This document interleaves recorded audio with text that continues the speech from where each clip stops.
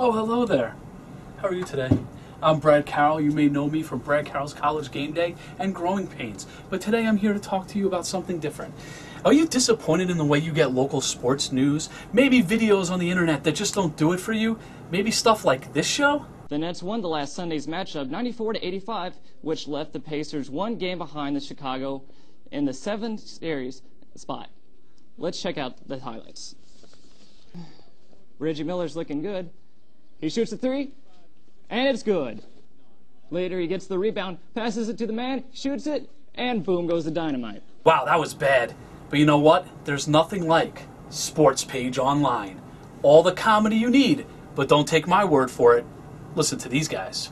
When I was a young man in Canada, all we used to do was look at the ice formations and see what they had to say about how our athletic teams did. And now with Sports Page Online, I don't have to worry about that anymore. They give us all the news we need to know, including hockey, I used to get my news from some of those other shows, but they're so dumb. Sports Page Online gives me everything I need from Central Connecticut and from the professionals. Nothing's better. I couldn't have said it better myself, random viewer.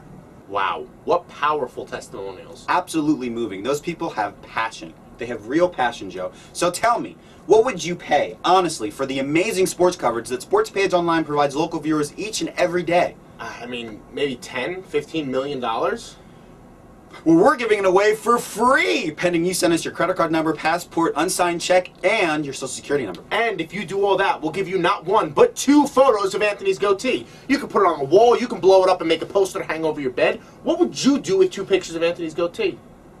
Well, that's not up for me to decide. That's what our local viewers can decide to do with these pictures. They're phenomenal, and they are worthy of going right above your mantelpiece. They really are. And if you order today, we will send you some of the best episodes of Matt's calmest rants. That's all right, Red Sox. At least we're making history, right? I didn't want to go to any Celtic games this year anyway. I don't like hockey anyway. Screw the Whalers. Oh, hi there. I'm glad you stuck around for this amazing opportunity to see all things Sports Page Online. You heard testimonials. You heard Evan and Joe talk all about it. Now's the time. Call the number on the screen right now for this amazing, once-in-a-lifetime opportunity. Order now! Call, buy now. I'll see you next time. Order now!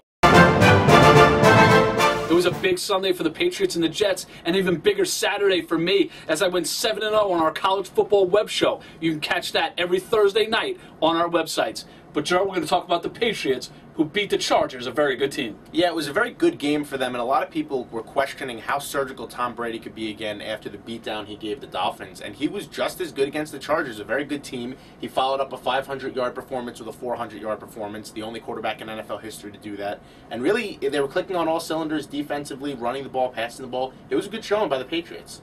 Yeah, one big major loss for them. We all know they go to the tight ends a lot. Aaron Hernandez out 1 to 2 weeks. Yeah, you know, it would be a bigger deal if Rob Gronkowski didn't play such a big role for the Patriots as well. They're both favored targets by Tom Brady, and Gronkowski outdid Hernandez in week 2. So I think that if Hernandez isn't going to miss too much more time than 2 weeks, I think it's okay. They're just going to have to rely on Chad Ochocinco more, who's kind of been invisible the past 2 games. Right, and the Jets, they beat the Jaguars, a down team.